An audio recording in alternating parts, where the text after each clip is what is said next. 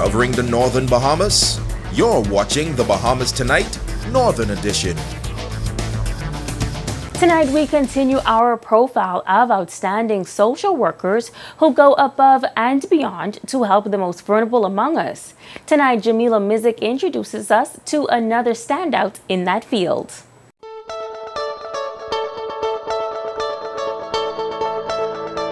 Meet Mr. Garth Dean Russell, a welfare officer at the Department of Social Services for 10 years.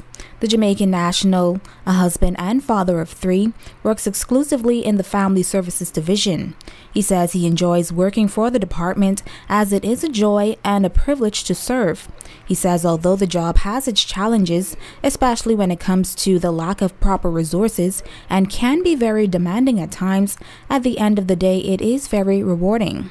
Sometimes I wondered if I chose it or it actually chose me, because it's really like a calling. It's like a ministry, somewhere that you're able to minister, get persons the required services that they actually are in need of. And you sometimes feel that if you did not actually meet that need, that person could have been left in a position of being either oppressed or exploited, or just not having the adequate things that are needed, food, shelter. So it is a rewarding thing when you see a client look at you and say, Mr. Russell, you made my day, or a tear would trickle from the eye, or to say that the family is now better than it was before. Like most people, Mr. Russell says he was skeptical at first when he found out about the award and even wondered if he should accept the nomination, but he says he is truly honored. We have not worked for any accolades, you're just working. And so to be heard, for it to be told to me that, you're nominated, it did take me by surprise. I worked with the process, but now as I'm going through the many days of just being the nominee, I begin to recognize that it's an honor. It's an honor for anybody to seek to say, you should be a part of this team, and the persons that have been nominated have done exceptionally well, and so to be among that number, it is something that really makes me feel very excited. But I must tell you, it still makes me very humble. He acknowledges, though, he never thought about something like this when he first started his career, but he thanks those who helped him along the way. For me to be recognized at this point in time, I would lift much of anything that has been seen to my colleagues, to my supervisors, to those who have really made it happen for me, to correct some of my reports before they go to court, for me to know the process of actually delivering services in the court, seeing which parent might be the more rewarding parent for a child in terms of custody.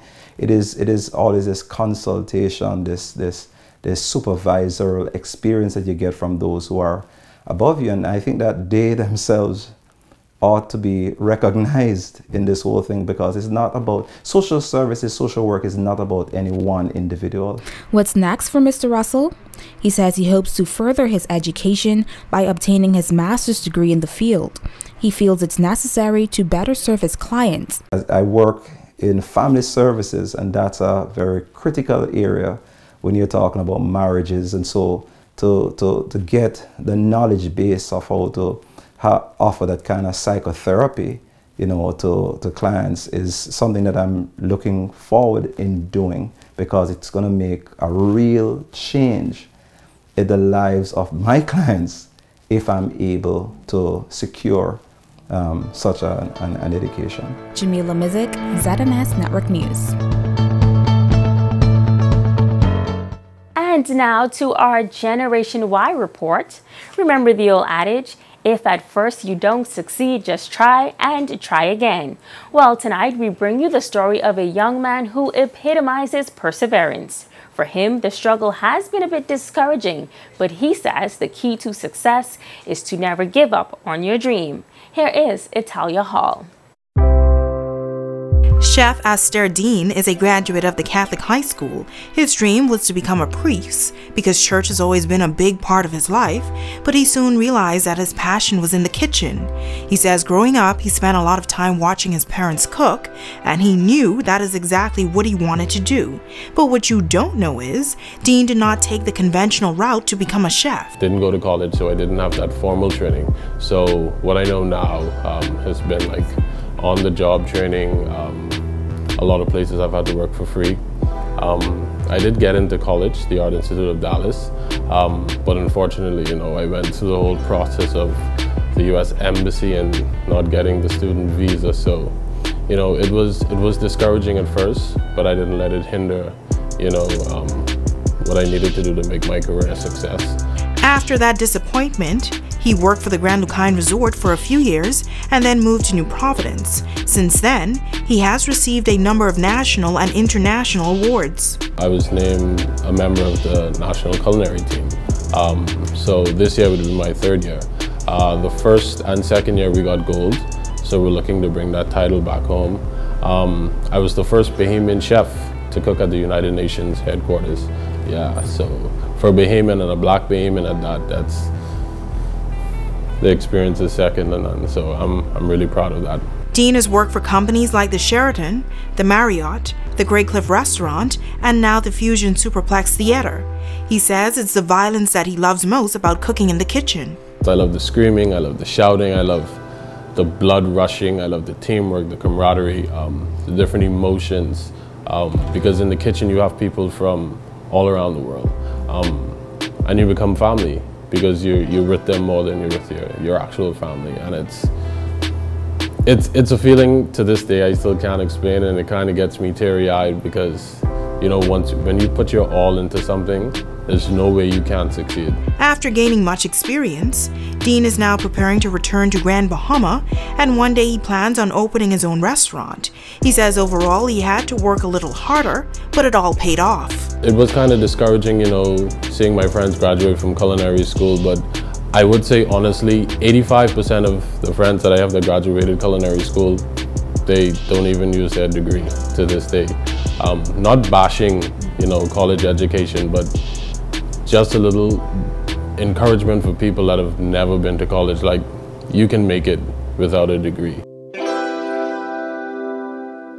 And now it is time to ask the doctor.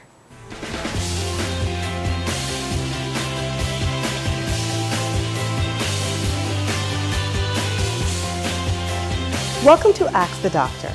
Recently, I received a very simple question from Trevor who asked, where can I get a complete physical in Grand Bahama? This is a great question, and it helps me to introduce the very important subject of men's health. First of all, Trevor, you can make an appointment with a doctor who practices family medicine anywhere in Grand Bahama. Alternatively, you can contact your community clinic and make an appointment for a complete physical examination with the family medicine doctor practicing there.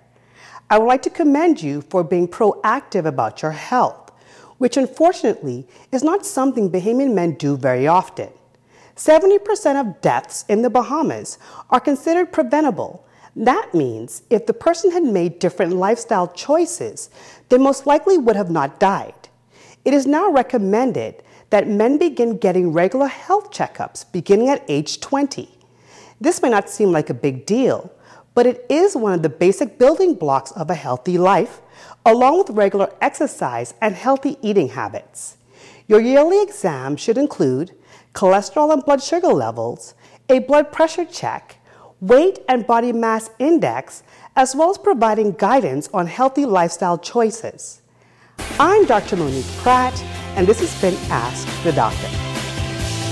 Don't go away, a check on sports is up next with Jay Philippe.